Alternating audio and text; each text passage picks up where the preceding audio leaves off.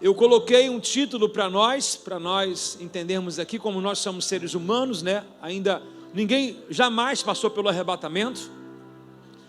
Então é algo inédito para todo mundo, que a gente não sabe, por mais que a gente fala, não, a Bíblia diz que nós teremos um corpo glorificado, seremos como um anjo, ou seja, não ocupação de espaço, nem de tempo, né? Passaremos a ser eterno e não temos mais o espaço que a gente possa preenchê-los, né? Seremos ali uma forma, posso dizer assim, de anjos, né? Como eles, como o apóstolo Paulo mesmo diz na sua carta, sua epístola. Ainda não tirou a luz, ainda não, tira para mim, por favor. Deixa eu enxergar o pessoal de cima. Sempre faz isso já, quando eu subir, por favor. Está melhorando. Aí o que acontece? Quando a gente fala sobre o nosso tema de hoje, um pouco de escatologia, a intenção de falar uma coisa que ninguém ainda vivenciou, ou por mais que alguns sinais estejam debaixo do nosso nariz, outra profecia se cumpre, porque ainda que alguns rumores estejam sendo vivenciados no dia de hoje, ainda assim, o não prestar atenção, o não ter interesse, não estar nem aí para essas coisas, também faz parte da escatologia, né? O deixar para lá, e a gente vai ver dentro do texto aqui, que no dia de Noé, alguns não estavam nem aí para a arca, e a Bíblia vai fazer uma comparação entre Noé e também a arca, né? E entre o arrebatamento da igreja. Então convido os irmãos a ter toda a atenção possível, se vocês puderem, não conversar, estar bem atento. É um capítulo só, mas ele está bem abrangente, decorrente de uma atualidade absurda hoje nos nossos dias. Quem crê que Jesus está voltando? Amém. Quem está nessa esperança? Amém. Parece até umas brincadeiras, quando a gente fala de Jesus está voltando, alguém solteiro fala, poxa, não podia casar antes, né? Não podia ter um trabalho antes, usufruir de algumas coisas antes, né? A gente fala daquilo que a gente humanamente tem desejo. Eu não vejo isso como julgamento nem nada de Deus, mas assim, é que a gente não sabe o que nos espera. A Bíblia diz, olhos não viram, ouvido não ouviu as coisas que Deus preparou. Então, a gente está dentro da nossa expectativa, mas a graça do arrebatamento é essa, que a nossa expectativa, por mais que ela seja boa, das melhores, ainda a de Deus é muito maior do que a nossa. A gente está num lugar onde vai ser provido de uma paz, onde o ladrão não entra, onde o ferrugem não corrói tudo aquilo que vai ser nos entregue lá, um lugar provido de paz. A Bíblia diz que as coisas velhas se passaram, ou seja, não vai ter mais choro, nem morte, nem ranger de dentes. As dores momentâneas que nós sentimos, dores do abdômen, dores na perna, dor de cabeça, enxaqueca, pressão da vida, desemprego, né? Notícia ruim, somos incumbidos, às vezes não podemos sair de casa, somos, às vezes encurralados, né, por alguma outra geografia que está em perigo, né? Isso tudo acabou, porque nós estamos no lugar da eternidade, onde Deus está, não tem bagunça, irmão, onde Deus está no controle de tudo, e é para lá que nós vamos, amém? Então quero animar o meu coração primeiro, para que eu não fale de uma verdade que eu não viva, e depois eu quero conseguir aí, com a ajuda do Espírito Santo, animar o seu coração também. O nosso tema de hoje é princípio das dores. Repete comigo, por favor. Princípio das dores. Bom, quem aqui está grávido, por favor? Qual mulher que está grávida aqui? Quem está e não sabe? Quem está grávida? Tem a Janaína, mas quem está grávida? Bom, é considerar que você diga assim, ó, estou grávida, né? Ou seja, estou gerando. Isso é um princípio de uma dor que vai vir. Uma dor que vai vir, segundo a intenção do texto, é uma dor de parto, não é uma dor de uma cólica, uma dor no qual você comeu alguma coisa e, poxa, aí está passando mal, uma gastrite, né? Sei lá, alguma insuficiência, não. A dor que nós iremos olhar aqui é uma dor daquilo que está sendo gerado, que vai vir para fora, ou seja, o que está em oculto vai ser descoberto. Aquilo que ninguém vê, agora todos os olhos irão ver. Você está entendendo? Então, o nosso tema de hoje está baseado no primeiro versículo do capítulo 24 de Mateus, verso de número 1, que o título nos diz que isso tudo é o princípio das dores. Então, qual é o tema de hoje? Então, vamos lá comigo, Mateus 24, verso de número 1, por favor. Mateus 24, verso de número 1. Estamos com um tempinho aqui de 50 a 1 hora aqui. Já falamos sobre tudo que deveríamos falar. Alguns anúncios pequenos no final só. Vamos lá. Quando Jesus saía da área do templo, atenção, lembrando mais uma vez que nós estamos nas páginas finais, Jesus está indo para Jerusalém se entregar, ok? Então ele está em Jerusalém já, e ali ele vai passar os 6, 3, 4, 2, 1 mês do final do seu ministério. Quando Jesus saía da área do templo, seus discípulos lhe chamaram a atenção para diversas construções do edifício. Ele, porém, lhe disse: está vendo todas essas construções? Eu lhe digo a verdade, elas serão completamente demolidas. Não restará pedra sobre pedra. No verso 3 a 8. Mais tarde, Jesus sentou no monte das Oliveiras com os seus discípulos e vieram até ele de forma particular e lhe perguntaram: diga-nos, quando isso vai acontecer? Pergunta do discípulo: que sinal indicará a sua volta e a do fim dos tempos? Você repara que isso está separado, né? Não tem uma vírgula, sua volta do fim dos tempos, sua volta e da dos fins dos tempos. No verso 4, Jesus respondeu: nem deixe que ninguém vos engane, pois muitos virão em meu nome dizendo: eu sou Cristo, e enganarão a muitos. Vocês ouvirão falar de guerras, ameaças de guerras, mas não entrem em pânico. Sim, é necessário que essas coisas ocorram, mas ainda não será o fim.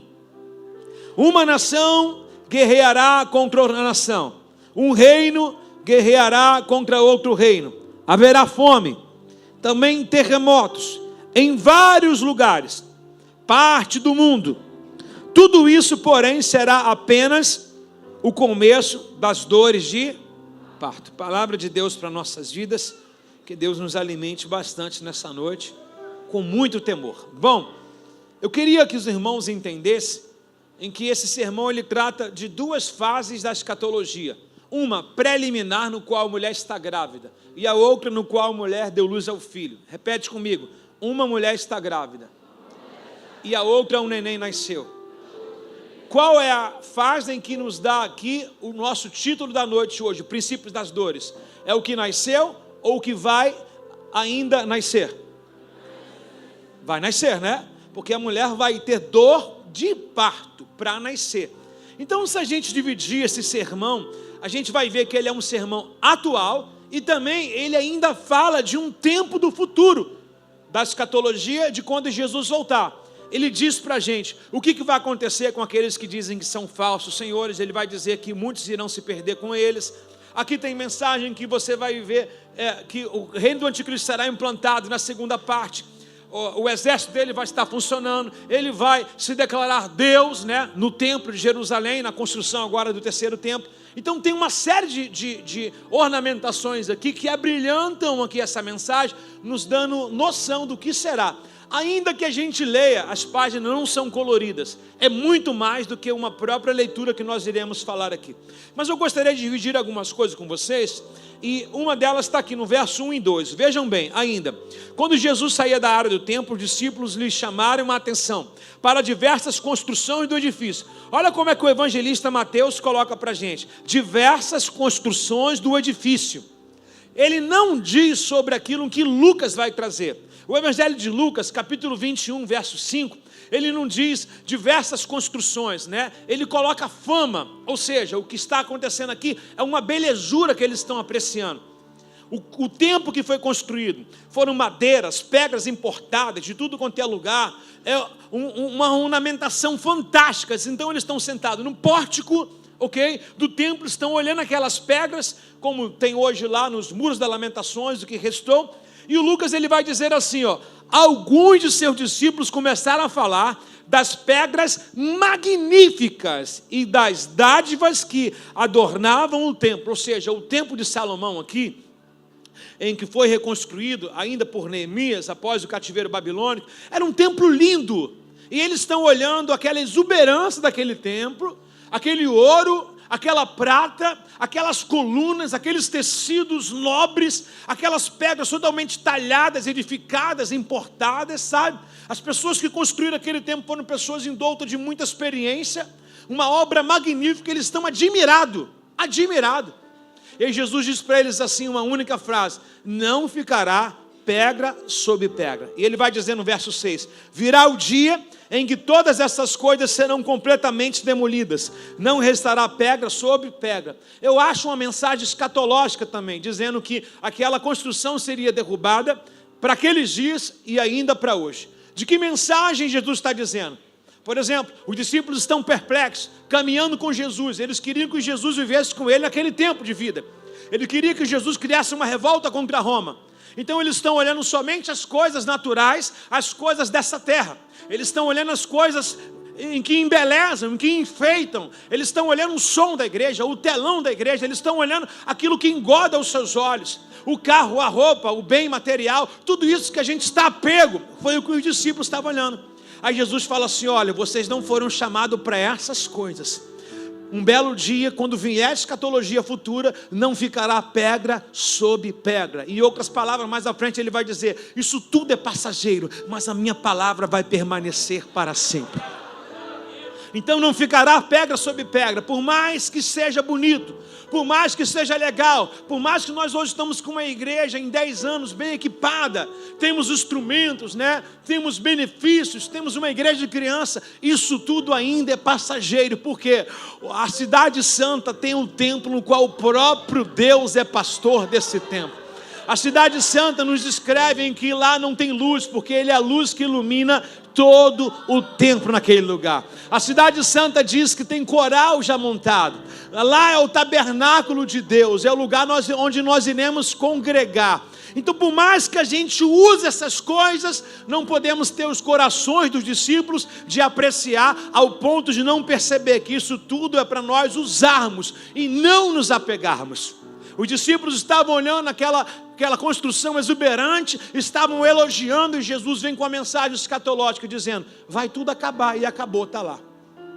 Está lá, só tem um muro da recordação, chamado Muro das Lamentações, no qual todo mundo conhece a história dos reinos anteriores, até o templo de Roma que foi definhado e hoje só existe lá os muros, a memória, uma prática do judaísmo, um centro memorial para todas as religiões se unem, todos têm aquele memorial. Agora, a mensagem que Jesus deixa para os discípulos é simples demais. Não devemos nos apegar às coisas, por mais bonito que elas sejam, por mais deslumbrante que elas sejam, vai passar. A escatologia é uma realidade na nossa vida. A volta de Jesus é uma realidade.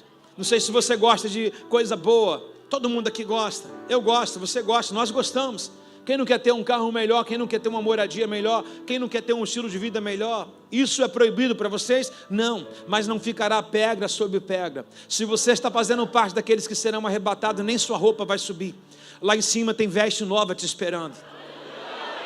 Então, desde o melhor relógio, desde o melhor telefone, desde o melhor item que você tem aí eletrônico, tudo vai ficar. Essas informações estão aqui para a terra. Então, use e abuse, mas não se apegue nessas coisas.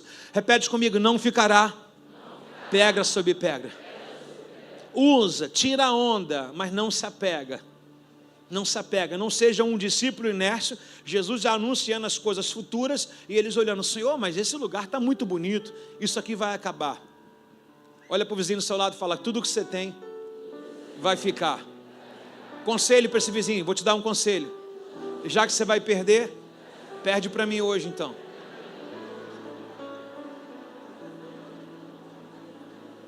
Tudo é passageiro. Repete bem alto, por favor. Passarão os céus e a terra, mas o que está escrito jamais passará. Diga, de eternidade em eternidade, de geração em geração, Ele é Deus. Quando eles recebem essa mensagem, Jesus diz, ficará pedra sobre pedra, não ficará. Os discípulos ficam sem entender nada. Porque até então, mesmo andando com eles, meu irmão, mesmo discipulando eles, é difícil entender que Jesus não veio para aquele templo, Ele veio para manifestar a sua rendição. O plano que Jesus está montando é salvação, não é plano da prosperidade. Então o que Ele está montando aqui é um plano arquitetônico para falir o inimigo, recomprando a nossa vida, ou seja, havia um escrito de dívida com o nosso nome, Ele foi lá e pagou com preço, é isso que Ele está falando. Agora, os discípulos em particular, saindo na extensão daquela multidão que o assistia, o ouvia falar e via-o falar, eles saem para um lugar mais isolado e agora vão pedir no particular. agora vão pedir no tete a tete, na visão do discipulado. Aí está essa pergunta aqui no verso 3, ó, mais tarde com quem? Com os 11, com os 12, com aqueles que estavam lá mais chegados. Jesus sentou no Monte das Oliveiras e os seus discípulos vieram a ele em particular e perguntaram: Senhor, nos diz quando tudo isso vai acontecer. Aí aqui, irmãos, que está a fase da escatologia, a fase fenomenal para você dividir o Mateus 24 em uma era de pré e uma era de pós. Uma era de pré-arrebatamento e uma era de pós-arrebatamento. Você vê que tem duas colocações aqui fáceis de você entender. Ó. Que sinal indicará a sua volta? Os discípulos estão recapitulando que Jesus falou que um dia vai ao Pai e um dia vai voltar. Ok? Voltarei para buscar, vou ao Pai. Ou seja, então ele pergunta qual o sinal da volta dele. E eles estão perguntando, na verdade, uma coisa que ainda ele nem foi. Né? Já perguntando como é que ele vai voltar. E a gente sabe que Paulo vai dizer em Tessalonicenses, né, que ele voltará nas nuvens. A primeira, na verdade, a segunda volta de Jesus. A primeira volta de Jesus foi essa, que ele nasceu de Maria. A segunda volta ele vai vir nas nuvens. E a terceira volta é quando terminar o reino do anticristo. Os 7 anos ele vai vir e todo olho verá e toda língua confessará que Jesus Cristo é o Senhor, para a glória de Deus Pai. Então, para você entender essa fase, tem 3 voltas de Jesus. Uma já cumpriu. Agora nós estamos vivenciando na segunda volta dele, invisível. Ninguém vai ver, só vai ouvir. O soar da trombeta, os que estão em Cristo ressuscitarão primeiro. Nós que estamos vivos seremos arrebatados, a saber, juntamente com ele, nos ares. Então, essa segunda volta é tão importante você não contaminar o seu ouvido, não dando a ele a espíritos enganadores, a doutrina de demônios, porque se você tiver com comichão, meu irmão, com coisas no qual possa impedir de você ouvir a trombeta, você vai ficar. Ah, pastor, mas eu tenho uma visão boa, junta com a audição também. Cuidado com aquilo que você está ouvindo, ou com quem você está ouvindo, com quem você conversa. Pode trazer uns comichãozinhos que vai impedir você de ouvir o som da trombeta. Está comigo aí, não? Muito bem, ok? Então, que sinal indicará a sua volta? Agora ele faz outra pergunta: e o fim dos tempos? Por que o fim dos tempos? Porque o tempo de escatologia do anticristo é um tempo determinado. Portanto que mais à frente nós iremos ler que se esse tempo não fosse abreviado, até os escolhidos se perderiam. Então existe um tempo para o anticristo reinar. E todo mundo sabe que está no ciclo de Daniel, no capítulo 9, 10 e 11, que são chamados 2 ciclos. Por que 2 ciclos? O anticristo ele vai reinar 7 anos. Repete comigo, 7 anos. Ele vai reinar 7 anos, e o primeiro período dele, do primeiro dia até 3 anos e meio, é declarado um governo de falsa paz. O que ele vai fazer? Já que o arrebatamento vai acontecer, vai ter uma desordem mundial, o país vai estar de cabeça para baixo, ninguém vai saber o que aconteceu, até a ficha cair, todo mundo vai dizer que é OVNI, que é extraterrestre, que houve um rapto, que mais uma vez os discípulos agora estão roubando o corpo de Jesus, os crentes estão se escondendo, vai ter uma opção de conversa parecida com aquela que falaram sobre o corpo de Jesus. Mas na verdade, todos eles irão dizer e irão sentir falta de nós. Cadê aqueles que oravam pela gente? Cadê aqueles que faziam barulho? Cadê as igrejas, né? Aí o primeiro período vai passar, chamado de falsa paz. Por quê? Vai ser um tempo em que ele vai trazer uma ordem na desordem. Avião vai cair, trem vai bater, carro vai bater, a grávida vai perder o neném se não tiver com Jesus, o neném será recolhido da barriga dela. Então vai acontecer uma série de fenômenos de desaparecimento. A Bíblia diz aqui ainda no capítulo 24, que estarão 2 num campo, um será levado deixado. Estarão 2 numa cama, um será levado deixado. Ou seja, se você está aí achando que você vai subir nas cordas da esposa, ser junto com ela, não. A salvação é individual, ok? Fazer as coisinhas você faz até junto, mas na hora de salvar o Senhor vai ver quem é deles de verdade. Tá legal? Então, estarão 2 num trabalho, um vai ser levado deixado. Estarão 2 na cama, um será levado deixado. Então, não tem história, irmão. Salvação é individual. E aí, no segundo ciclo, o anticristo vai estar mediante a todo o poder, 3 anos e meio ele vai conseguir botar muita coisa em ordem, e no segundo ciclo vai vir aquilo que a gente conhece da escatologia, que todo mundo acha que já está plantado aí, pode ser um princípio das dores, que é o chamado a marca na mão direita ou na testa. Alguns dizem que é o chip, outros dizem que vai ser uma marca histórica, dizendo o número da besta, que é o número do homem, que é 666. Você conhece alguma besta assim? O número da besta que vai estar gravado na palma da mão ou na testa. E essa pessoa só vai conseguir sair de um lugar para o outro, não vai ter mais pedágio.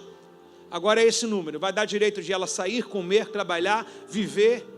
Acredite que nesse tempo ainda, depois que, igual uma enchente do Rio Grande do Sul, a cidade já está seca já voltaram a viver, já voltaram já agora a estudar, a trabalhar. A mesma coisa, na escatologia, quando passar esses 3 anos e meio, as pessoas vão voltar a estudar, vão voltar a trabalhar e tudo, mas vão precisar dessa marca.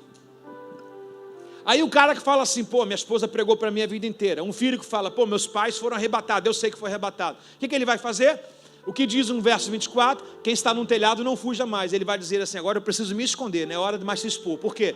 Porque se ele se render, se ele for pego, ali ele vai vai compadecer com atos cruéis, tipo do Hitler lá, né? As pessoas vão martirizar até que ele negue Jesus ou receba a marca da besta.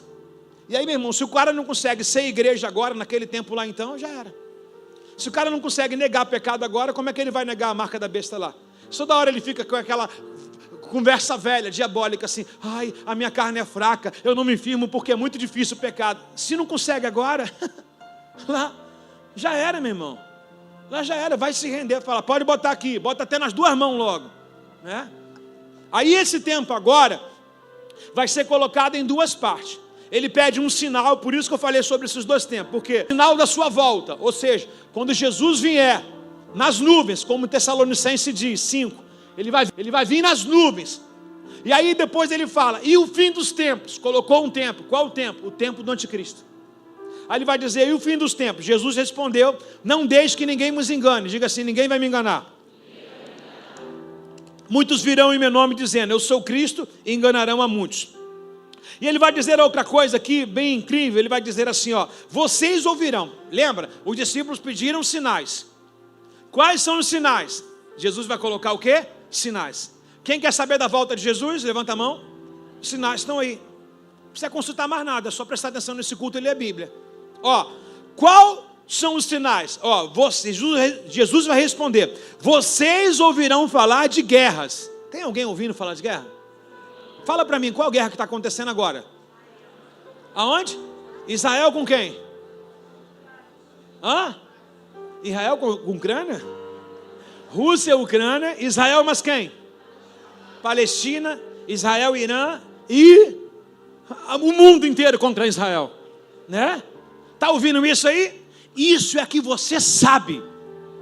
Se você der uma pesquisada no Google, botar quais são as guerras atuais no mundo, você sabia que a Somália está em guerra? Ninguém fala. É porque algo que aconteceu, por exemplo, antigamente um tiro de 38 na Vila Aliança, você está escandalizado. Você está tão acostumado que você liga para alguém, eu não venho aqui agora porque está dando rajada aqui. Se acostumou. Se acostumou. Você até sai e fala, não, daqui a pouco passa, né? Então a gente vai se acostumando com o quê? Com aquilo que não era normal. Vai ficando normal o convívio. A pessoa passa tanto tempo com o pecado que nem sente mais que está pecando. É assim, ó, vocês ouvirão falar de guerras e ameaças de guerra, mas não entre em pânico. Repete comigo, no pânico. Não entre em pânico, ou seja, está acontecendo, está. Mês que vem, outubro, estou em Israel.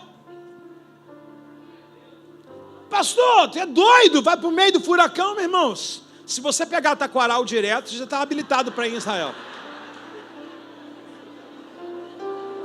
O cara pega Taquaral de ponta a ponta, está com medo para Israel. Agora você vê. Ó, então, mas não é pânico, sim, é necessário que essas coisas ocorram. Então aquilo que a gente orar, está orando para Senhor, dá paz, estamos contrariando. A nossa oração, pergunta, qual tem que ser minha oração? Senhor, nos guarda dos teus sinais. Bota a marca do sangue de Jesus sobre o seu carro na saída, sobre o seu carro na entrada, sobre os umbrais da sua porta, joelho no chão, orando pela sua família, orando pelos seus filhos, orando pelos aqueles que o Senhor traz ao seu coração. É nos guardar.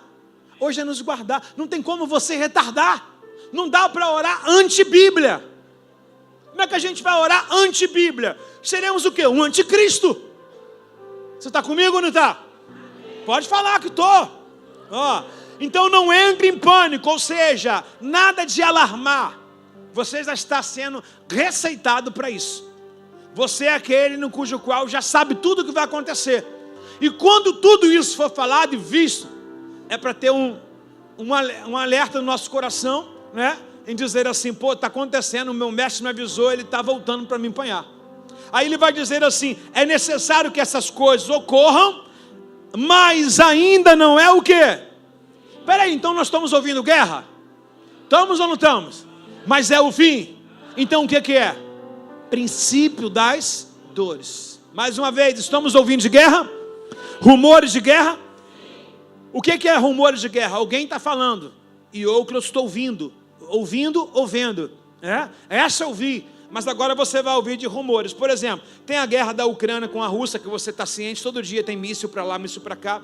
Tem a guerra de Israel com a Palestina, que agora o Irã se meteu, ok? Tem a guerra da Síria, tem a guerra do Ímen. Bota na internet, você vê, guerra do Ímen.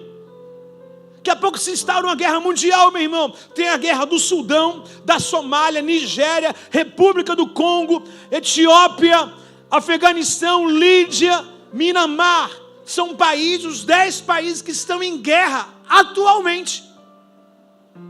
Aí a gente já se acostumaram tanto. E detalhe, quando tem um país em guerra, logo se instaura o quê? A pobreza.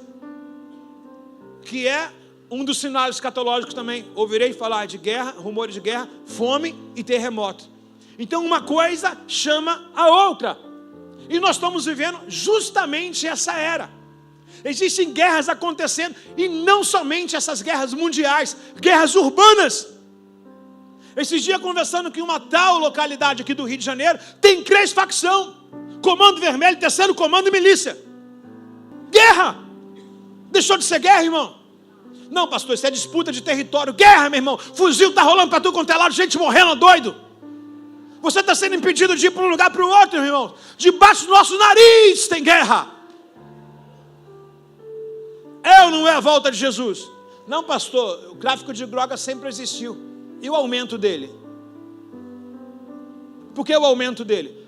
A dor de parto está cada vez mais tendo contração. Por que o aumento? Porque está chegando no 9º mês. Aí a mulher já anda assim, né? O parto, né? Já começa a ter umas pontadas. Por quê? O sintoma das dores de parto está aumentando. Está ou não está? A violência está aumentando ou não está? A fome está aumentando, sim ou não está? A guerra está aumentando, sim ou não está? O teu salário está aumentando, sim ou não está? Não. Por quê? O teu salário não tem nada a ver com escatologia.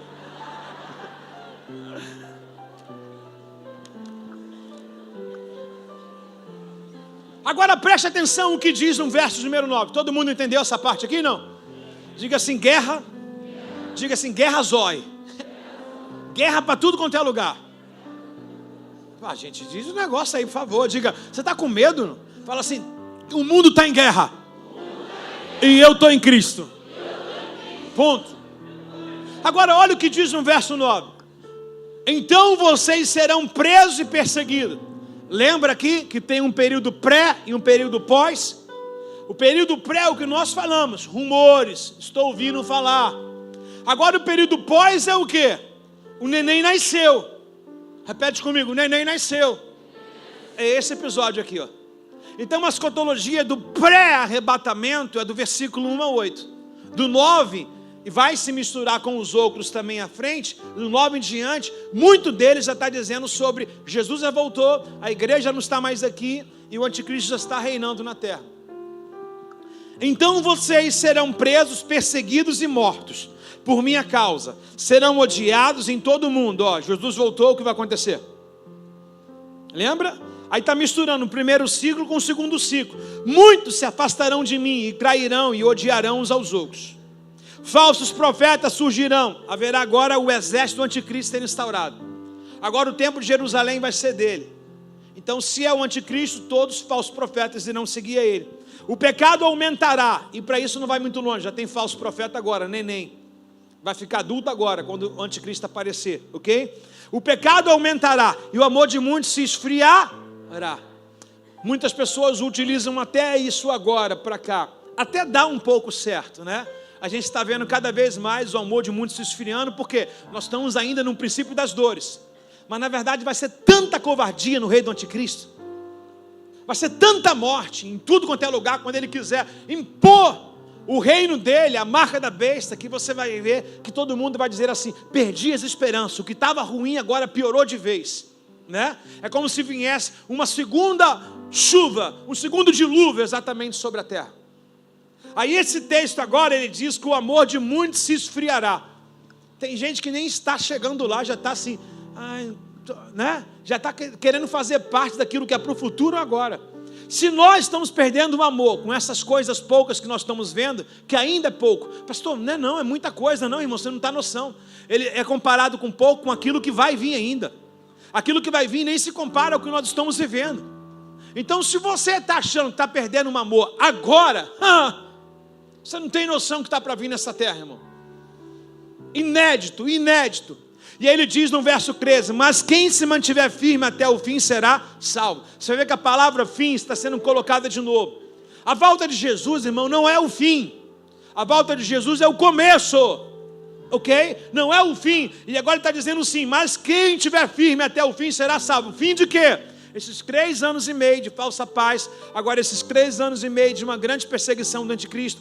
Ao final dele, Jesus vai vir de forma visível. Então quem não aceitar a marca da besta, quem conseguir fugir, se mantiver firme, será salvo. Por quê? Nesse momento o céu vai se rasgar, Jesus vai descer. Filipenses 2:9 diz que todo olho verá, toda língua confessará que Jesus Cristo é o Senhor, para a glória de Deus. Nesse exato momento, a internet está transmitindo, diz a escatologia, que nesse final do momento existe uma guerra de Gog e Magog, uma batalha de Israel. Israel está sendo perseguido, o anticristo quer dizimar o povo de Israel. E nesse exato momento, quando Israel está sendo colocado sobre um paredão, não tem mais para onde ir, de repente vem uma luz do céu rasgando, e ele vem rodado de anjo, e as câmeras de televisões, da internet, do tablet, do telefone, as câmeras mundiais estão filmando aquilo. E quando Paulo diz que todo olho verá, não é quem está vivenciando, é quem está olhando pelas páginas da internet ao redor do mundo, e todos irão ver o Jesus Cristo vindo em poder, em grande glória, e todos que estão ali, judeus, e todos que estão pelo mundo inteiro, vai dizer: Jesus Cristo é o Senhor, para a glória de Deus Pai. Todo joelho se dobrará, toda língua confessará que Jesus Cristo é o Senhor, para a glória de Deus. Tem alguém com nós?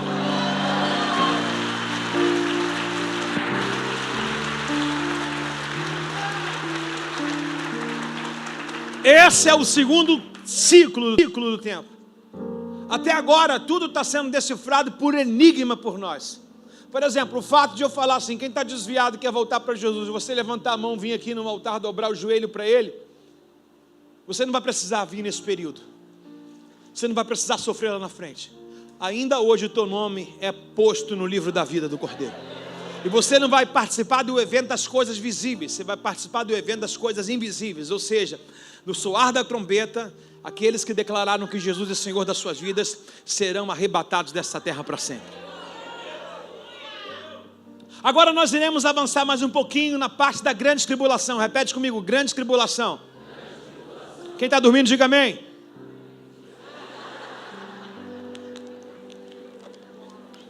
Pelo menos tem alguém verdadeiro aqui, né? Vamos lá. Versículo de número 15. Estou falando muito rápido, não? Dá para acompanhar? Versículo número 15. Chegará o dia em que vocês verão aquilo que o profeta Daniel falou. Livro de Daniel, do Evangelho, tem 700, 800 anos. Meu Deus. Passarão os céus e a terra. Passarão os céus e a terra. Então chegará o tempo que vocês verão o que está escrito no livro do profeta Daniel, que ele falou. A terrível profanação, repete comigo: profanação. A terrível profanação que será colocada no lugar santo. Eu não sei se você tem uma Bíblia de estudo, e ela está escrito aí, ó, leitor, preste atenção. Alguém tem aí? Escrito aí? Está ali? Que legal, né? Fantástico isso aqui. Porque isso aqui é um evento muito verdadeiro. O anticristo, ele vai se endeusar. ele vai dizer que ele é Deus. O nome é anticristo, então ele vai descrever Cristo, a Trindade, e ele vai dizer que ele é Deus e ele é soberano de tudo. Ele vai tentar criar uma ordem mundial, como um papal, para que todos o adorem a ele. Ele vai trazer para si adoração. Quem estiver na Judéia não fuja para os montes. Quem estiver no terraço da casa, não desça para pegar as suas roupas. Quem estiver no campo, não volte para pegar o manto. Que terríveis serão aqueles dias para as grávidas e as mães que ainda estiverem amamentando. Então o conselho é, não saia da onde. Por quê? Porque agora ele desastrou, ele se endeusou. Pastor, mas você disse que as grávidas seriam tiradas no arrebatamento do neném dela. Sim, mas no período de 7 anos muitas mulheres ficarão grávidas. Muitas mulheres ainda serão mães nesse período. E aí por quê? Vai ser um escândalo tremendo. Olha o que diz mais adiante aqui, quem estiver no campo. Agora ele vai dizer no verso 20: orem para que a fuga de vocês não seja no inverno nem no sábado, pois haverá uma angústia em que qualquer outra ocasião desde o começo do mundo, e nunca mais haverá angústia tão grande. De fato, se o tempo da calamidade, 3 anos e meio do meio para o final, se o tempo da calamidade não tivesse sido ilimitado ou limitado, ou seja, um curto de tempo já estimulado, 3 anos e meio, ninguém sobreviveria. Mas esse tempo foi limitado por causa de quem? Dos escolhidos.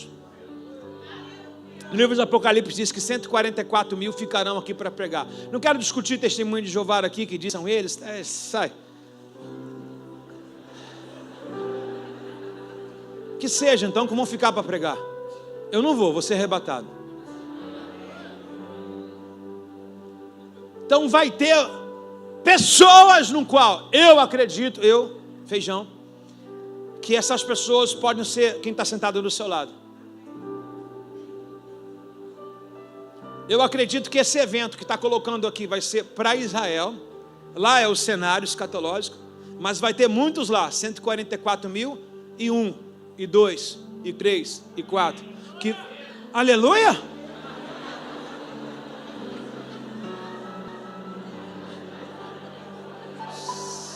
Meu Deus do céu, o que é isso, Jesus? Você acabou de acabar com o culto. Estou vendo que você não está entendendo nada. Esses 144 mil são aqueles que não se renderam a Cristo, duvidaram de Deus, aleluia, que brincaram com o pecado, mas quando a igreja for tomada, ele vai dizer, era verdade, então ele vai querer ser salvo. Então lá vai ter 144 mil, mas na Vila Aliança vai ter 2, 3, 4, dá um aleluia agora. Vai. O que vai ter de gente que vai ser crente, você vai ver domingo, a parábola das 10 virgens, ela é anexada a isso aqui. O que vai ter de gente batendo na porta quando ela fecha, irmãos. Você acha que nos tempos de Noé, quantos moradores lá de Noé não bateram na porta quando começou a chover? Sabe quanto tempo Noé ficou construindo a arca? 100 anos. Deus dá 100 anos para a gente se arrepender, e um dia a gente quer fazer o que a gente não fez em 100 anos. Quantos cultos você participou, irmão? Para deixar o pecado. Aí quer ser arrebatado. Aí no final você quer, não, Senhor, agora eu quero. Agora, meu filho, já é tarde, a porta fechou. Então, tema de domingo, quando a porta fecha. Aí, mídia, pode anotar, antes que eu esqueça, viu? Vamos lá. De fato, a calamidade no verso 22. De fato, o tempo de calamidade, se não tivesse sido limitado, ou seja, abreviado. A palavra limitado é abreviado. Repete comigo, abreviado. Você imagina, 3 anos e meio, irmãos, de grandes lutas, perseguições. Anticristo e seu exército na rua atrás de você. Se você não aguenta com esse cara que fica roubando o celular aí, meu irmão, você imagina naquele tempo lá, meu irmão. Hoje eles estão levando bem material, amanhã querem levar a tua alma. Você está comigo ou não?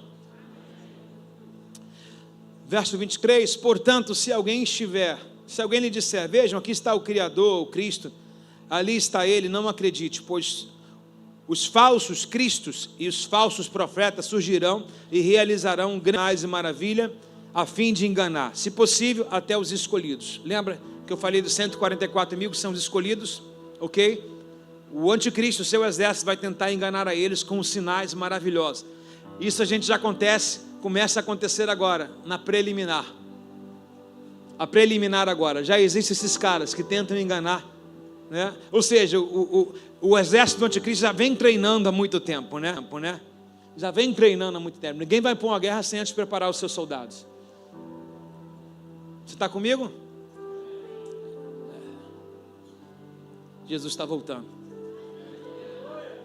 Daniel capítulo 12, verso 11. Daniel 12, verso 11. A partir do momento em que o sacrifício diário for suspenso, o que é sacrifício diário? 3 anos e meio, ele não vai mexer no ritual de Jerusalém. Qual o ritual? O templo está reerguido, mas ele está no tempo de falsa paz. Ele vai continuar deixando todos os judeus fazer o sacrifício como a lei de Torá exige. Mas a partir do momento em que surgir a grande tribulação, o tempo do parto, agora ele vai acabar com o ritual, e o texto diz, a partir do momento em que os sacrifícios diários for suspenso, e a terrível profanação, o que é a profanação? Ele vai dizer, eu sou Deus aqui. É igual Nabucodonosor, vai levantar uma estátua para si, e ele vai declarar uma grande profanação, os judeus vão ficar pasmos com ele. Nesse momento, os judeus que estão no templo lá, se não se renderem ao anticristo, aceitando aquilo que ele quer impor, vão ser todos mortos. E no livro de Daniel, no capítulo 11, diz que vão ser muitos deles mortos. Capítulo 11 anota que você vai ver que muitos serão mortos, líderes religiosos serão mortos, ok? E aí ele vai dizer que ele vai se declarar Deus ali. Aí preste atenção que tem uma data aí, ó. E ali haverá 1290 dias. Ele já vai estar atuando, mas ele vai se declarar no segundo ciclo. Então, se você pegar um ano, tem 365 dias, vezes 3, mais a metade de 365, que é 3 anos e meio, você vai chegar no 1270 aí. A variação é de dias, semanas, para mais ou para menos, portanto que ela é tirada no próximo conceito. Então vai ter 2 ciclos. O primeiro ciclo de 3 anos e meio de falsa paz, e no segundo ciclo ele vai profanar, ele vai acabar com o culto religioso do judaísmo e vai declarar que ele é Deus, e ele vai exigir que todos o adorem. Agora preste atenção no verso 13. Quanto a você, siga até o caminho do fim. Verso 12, eu pulei, 12. Feliz aquele que espera e permanece até o fim dos 335 dias. Está vendo? Então tem um ciclo do meio período de 1290 dias, que é o 3 anos e meio, para mais ou para menos uma semana. E tem o segundo ciclo, que é dos 3 anos e meio, desde quando ele se declara até o fim. Esse fim dele, Jesus vai voltar e vai salvar todo Israel. Está comigo aqui, não? Dá para entender assim, não? Está difícil. Diga assim, governo do anticristo vai durar 7 anos. Do primeiro ano a 3 anos e meio, vai ter um governo de falsa paz, reorganizar o mundo em guerra. No segundo ciclo, ele vai se declarar que é Deus, que é Cristo, vai exigir adoração, e esse tempo será o pior tempo da raça humana sobre a terra. O que nós falamos de globalização já está acontecendo. Levanta a mão para mim, por favor, ninguém vai lhe roubar. Quem está com alguma espécie de moeda ou de nota de algum valor em sua mão, no seu bolso, na sua carteira? Quem tem dinheiro em espécie? Levanta a mão. Podemos contar 100 pessoas. 100 pessoas. Por favor, quem hoje já não usa mais dinheiro em espécie e só usa eletronicamente? Levanta a mão. Você acha que isso é por causa de quê? Como é que alguém vai globalizar e tomar conta do mundo inteiro, se para comer e beber está na tua mão? Se hoje o presidente decidir tomar tudo que você tem no banco, ele toma. Se hoje vier uma ordem mundial do país G20, do 13, tal, não sei o quê, sei lá, que vai tomar tudo que é teu, já era. A globalização está aí. Não ficará pedra sobre pedra, mas nenhuma palavra deixará de ser cumprida. Aí agora esse segundo período, feliz aquele que espera permanecer até o fim, são esses judeus, que mesmo o anticristo reinando no segundo tempo, ele vai dizimar muita pessoa, vai matar muitas pessoas. Alguns ainda não irão se render, irão fugir dele. 1.335 dias, no final, vai rasgar o céu, como falei, Jesus vai descer em poder e em glória, e todo joelho vai dizer, ele é o Messias. Todo judeu vai dobrar o joelho e vai dizer, ele é o Messias. Aí nesse período de tempo, Jesus tem poder, não precisa pegar espada nem nada, ele tem poder e autoridade. Anticristo, o seu exército será lançado no inferno. Que aí é próximas páginas aí para frente. Aí. Depois disso, o que vem depois disso? O milênio, o reino milenar. 1000 anos com Cristo. Quem vai passar 1000 anos com Cristo? Aqueles que foram arrebatados. Aqueles que sobraram da grande tribulação. Com a diferença, aqueles que foram arrebatados já são reis sacerdotes com o Senhor. Olha só, você ser classificado na primeira etapa. Não vai ficar em repescagem. Está comigo ou não está? Agora, quanto a você, verso 13, siga o caminho até o fim, você descansará no final, nos dias, e levantará para receber a sua herança. Então vai ter uma herança, para aqueles que perseveraram, e para nós que já estamos lá. Primeira herança, você quer saber o que vai acontecer depois que Jesus voltar aqui? Quem quer saber, levanta a mão. Jesus voltou hoje, o que vai acontecer, pastor? Refeição, vai todo mundo sentar numa mesa, nós iremos para as bodas do Cordeiro. Refeição. Quem gosta de comer? Primeira coisa, um mesão. Boda do Cordeiro, casamento, chamado de festa, da noiva com o noivo. Quem quer participar das bodas? Levanta a mão, quem quer participar das bodas? Agora, você que levantou a mão, faltou Santa Ceia? Porque é um ensaio. Ninguém vai ser pego de surpresa. Só que Ele irá nos servir. Na casa do meu pai há muitas moradas. Se não for assim, não vou teria dito, irei preparar lugar para vós. Porque aonde eu esteja, vocês estejais comigo também. Quem vai morar no céu faz barulho nessa noite.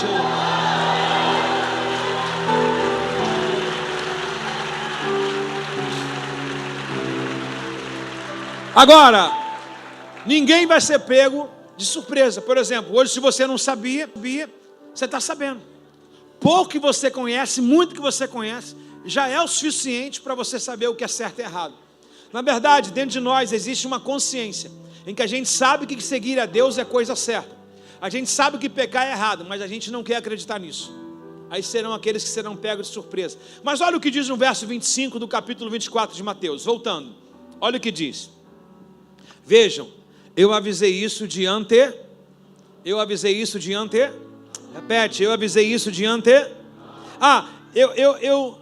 Muito bem. Eu queria voltar aqui no verso 16. Verso 16, 17, 18. Verso 16, 17, 18. Amigo, prepara aquele vídeo. Sem ser o da igreja, o outro. Ok? Verso 16, 17 e 18. Dá uma olhada, por favor. Versos 16, 17 e 18. Quem estiver na Judéia, não fuja para os montes. Vamos lá. Verso 17. Quem estiver no terraço, no alto da casa, não desça para pegar as suas. Agora, lê o 18, por favor.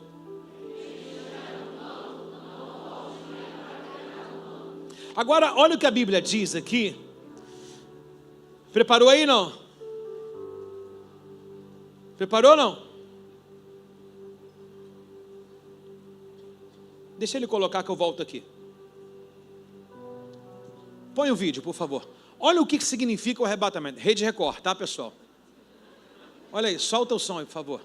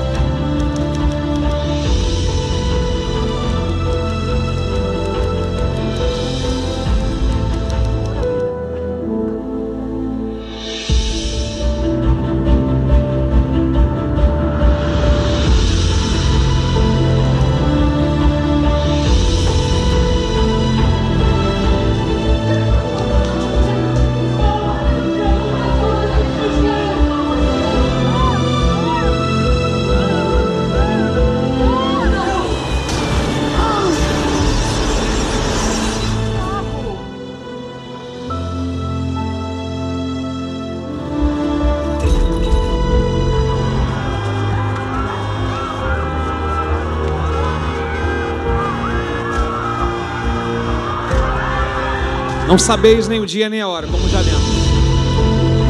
Tá bom, é de 1 minuto, né? Isso aí. Aqui eu trouxe para vocês várias cenas em que o Mateus 24 faz questão de comportá-la para nós. Quais são as cenas? Pessoas comuns nas suas tarefas do dia a dia, não precisa acender não. Pessoas comuns na sua tarefa do lar, como um pregador, como um neném que acaba de nascer, que está na manjedoura, ou seja, algo comum, que é um arrebatamento.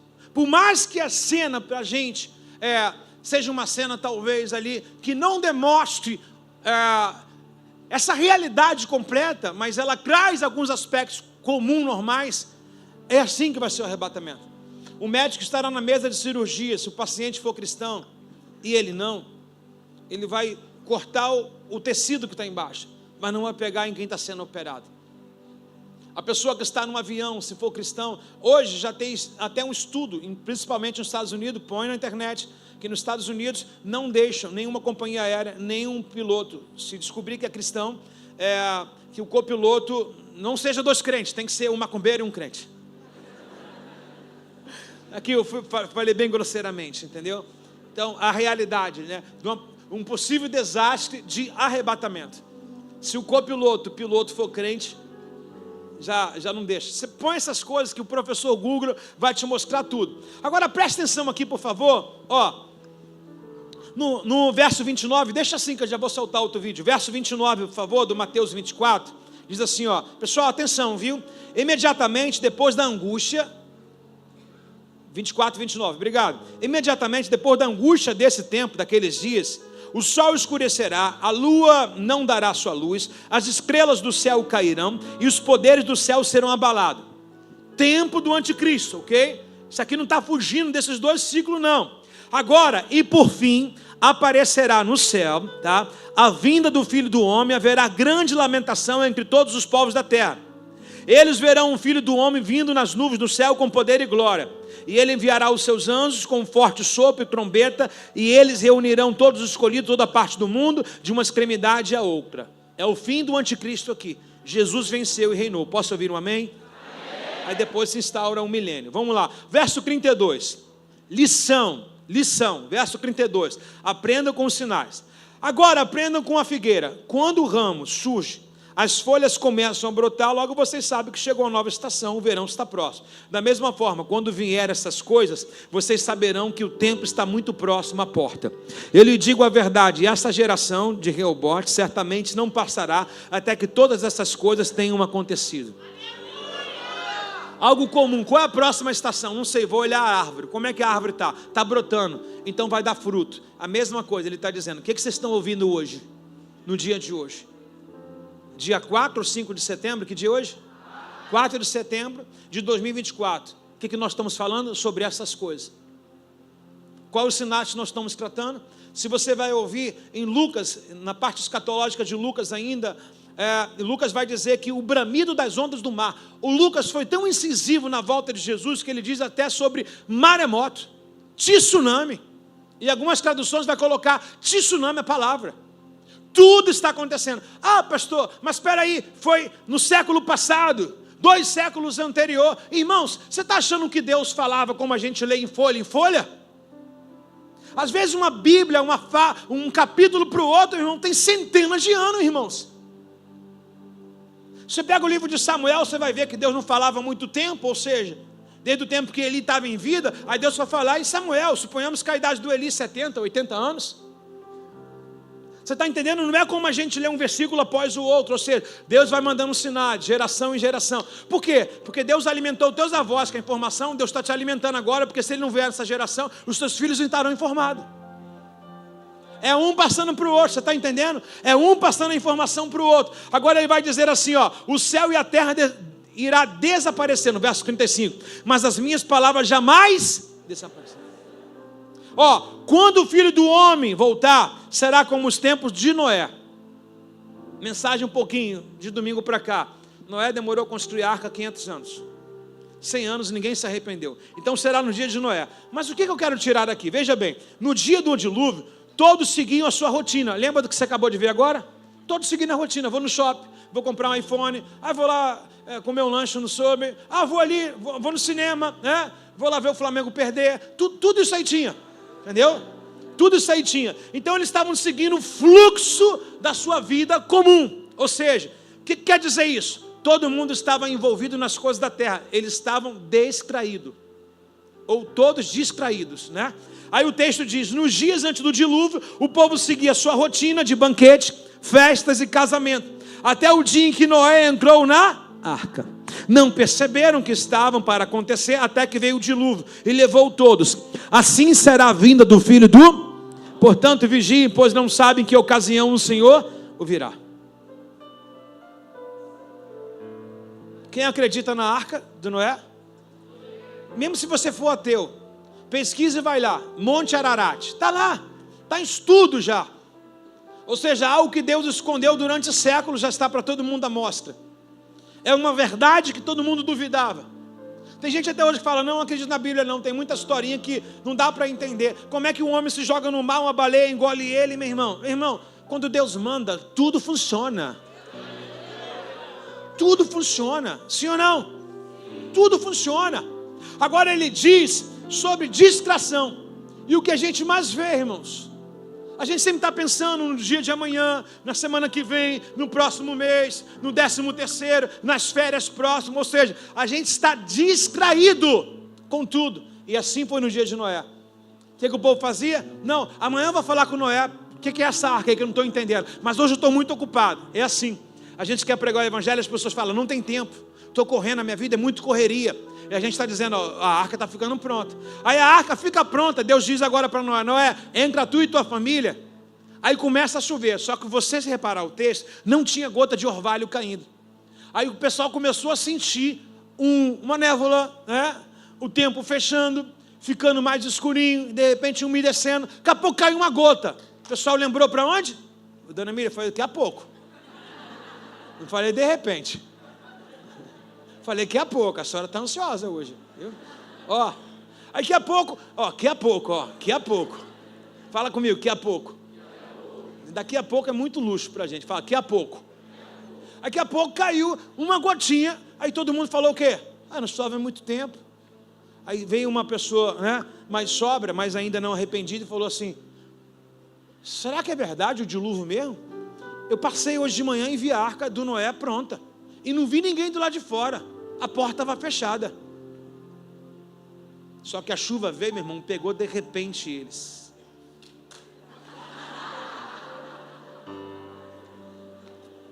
A chuva veio e pegou-os de repente assim. Aí de repente todos foram surpreendidos. E de repente começou a encher. E de repente todos disseram, Noé, e de repente, até que não houve mais voz, porque o dilúvio sucumbiu a todos. Assim será, de repente, o nosso Senhor virá dos céus.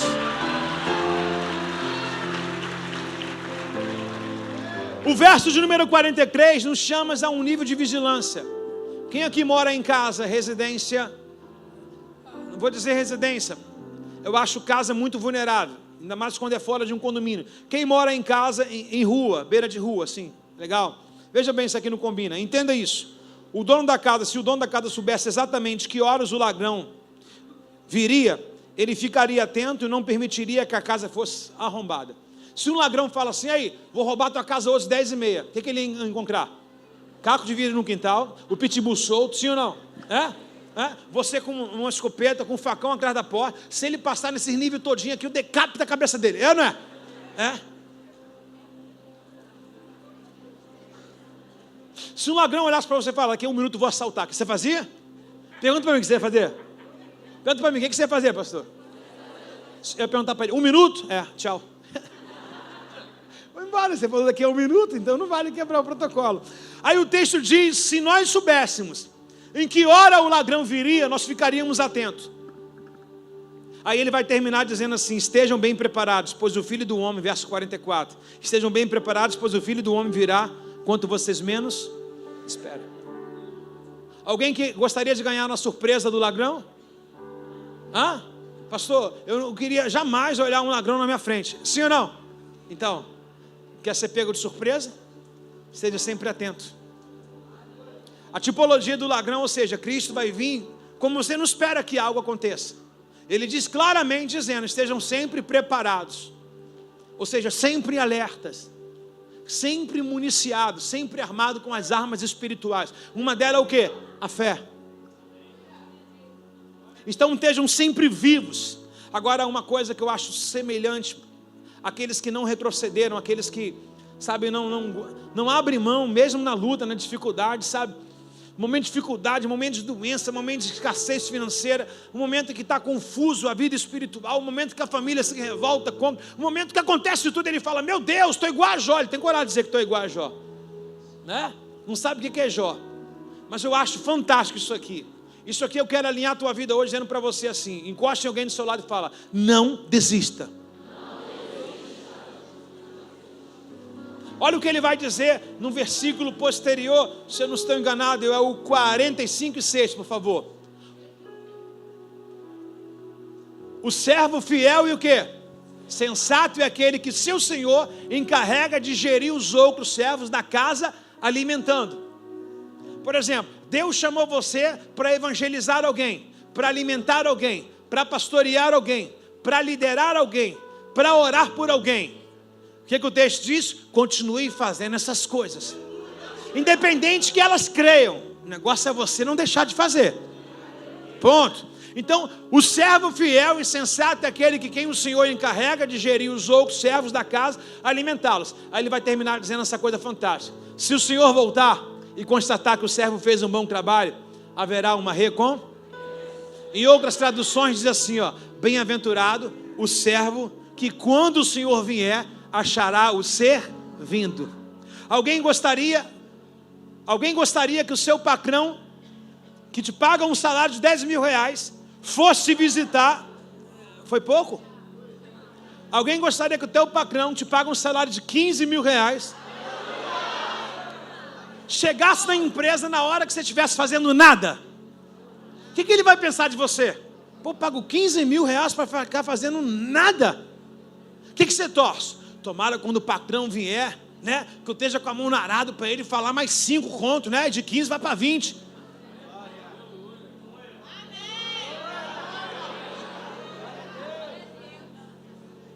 Porque, biblicamente, verás o fruto do teu trabalho e haverá recompensa nele. Olha que texto fantástico. Espiritualizando ele. Bem-aventurado o servo que quando o Senhor vier, vai achar ele fazendo o quê? A obra. Já pensou se Deus pega você igual o Tãozão? Parado na esquina.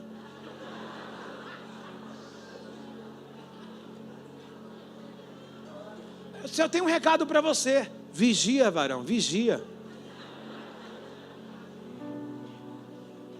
Quem não faz nada vai continuar não fazendo depois que Jesus voltar, irmãos. Então a hora de trabalhar é agora. Se Deus te entregou um ministério, ele está paralisado, ó, você não vai ser bem-aventurado.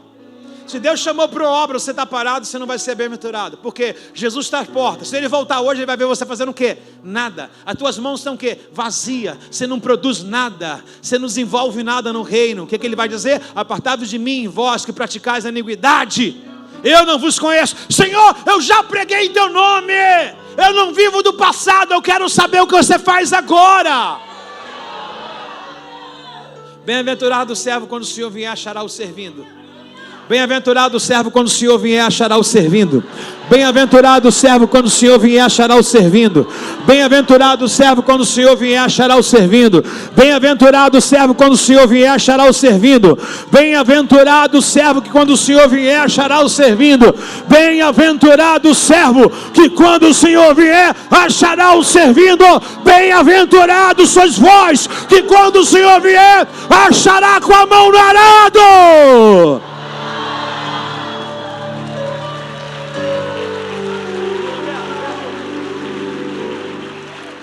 Solta um som bem alto.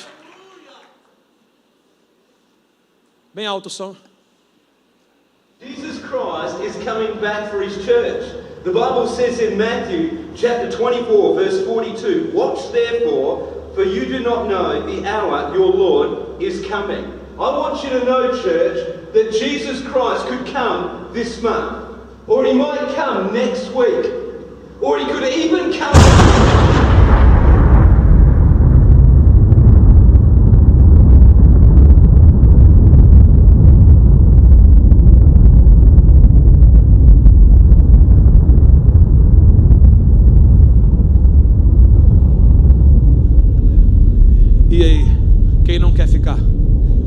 estou afastado, quero voltar para Jesus agora. Sai do seu lugar e vem aqui. Deixa assim, fica onde você está, não levanta não, por favor. Sai do seu lugar. Se você está afastado, não é noite de brincar não. Se você está desviado, vem voltar para Jesus agora. Sai do seu lugar e vem para cá. Todo mundo permaneça onde está, por favor. Se você está desviado, sai agora, vem para cá. Se você está afastado, vem agora, vem para cá. Será que o microfone vai cair, a trombeta vai tocar e você vai sair da mesma forma? Quem não se entregou a Jesus ainda, faça isso agora. Se você ainda não se decidiu por Jesus, venha hoje, que hoje é noite da sua salvação. Venha que o livro da vida vai ser aberto, o seu nome vai ser colocado no livro da vida.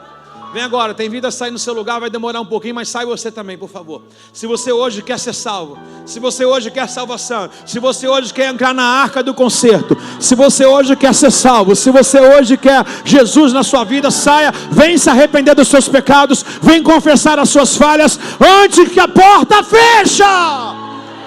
Pode sair do seu lugar e vem para cá. Pode sair do seu lugar, vem para cá. Isso, sai daí de trás também, onde você está. Os 31 que entraram nessa noite, banhado no pecado, no lamaçal de pecado, com a vida errada, vem para cá, meu irmão. Vem largar essa podridão de pecado, essa mentira, essa mazela. Vem largar esse álcool, vem largar esse vício, vem largar essa homossexualidade, vem largar essa vida dupla. Ou você é de Deus ou não é. A Bíblia diz que quem confessa e deixa alcança a misericórdia. É hoje. Jesus voltar hoje, você vai ficar. Jesus voltar agora, onde você vai ficar? Se for agora o soar da trombeta, sai do seu lugar, meu irmão, pelo amor de Deus.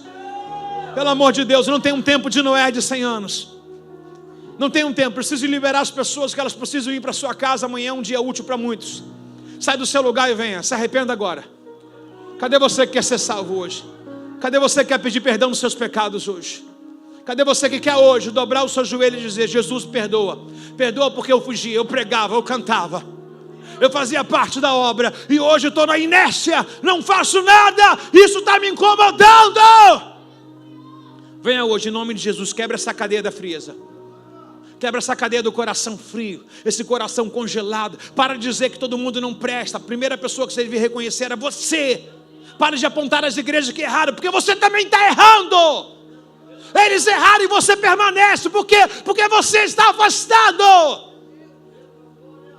Sai do seu lugar agora. Vem para cá receber Jesus. Sai daí você, em nome de Jesus. Sai daí, traga a memória agora. Lamentações diz: só quero trazer a memória que pode me dar esperança. Seja o mínimo do contato que você já teve com a Bíblia. Eu coloco isso diante de Deus agora para que você, em nome de Jesus, não resista. Seja o mínimo da oração que você já fez a Deus. Seja o mínimo daquilo que teus pais já ensinaram. Seja o mínimo daquilo que você já aprendeu no Evangelho. Que isso agora seja uma realidade. Seja a força no qual você está aí fraco no seu lugar, para te energizar para você vir até o altar. Vou perguntar mais uma vez, vidas vindo. Vou perguntar mais uma vez. A porta vai fechar. A porta vai fechar. Jesus está voltando. Nós temos uma vida. 2, 3, 4, 5, 6, 7, 8, 9, 10, 11. Mais alguém para estar aqui? Mais alguém? Mais alguém? Mais alguém? Tem certeza? Ninguém mais? Deus abençoe, bem-vindo, meu filho. Ninguém mais? Ninguém mais? Se vocês estão afastados, vocês estão dizendo para Deus: eu quero ir para o inferno mesmo. E é lá que vocês vão, hein? Deus não quer ninguém no inferno. E pecado não tem poder de lançar ninguém no inferno. O que lança a gente no inferno é que a gente não aceita essa graça. Deus está te falando: eu estou te dando graça nessa noite. Tem poder de perdoar e perdoa mesmo. Então o que lança você no inferno não é o que você faz, mas é o que você rejeita. E é esse convite que eu estou fazendo. Vou falar até mais alto. Eu estou perguntando se vocês querem aceitar ou voltar para Jesus. Todos os ouvidos ouviram. Ninguém é mais inocente aqui. Todos ouviram. Agora cada um deve ter a sua resposta individual. Estarão 2 numa cadeira. Um será levado, outro deixado. Estarão 2 num carro. Um será levado, outro deixado. Fique de pé no seu lugar.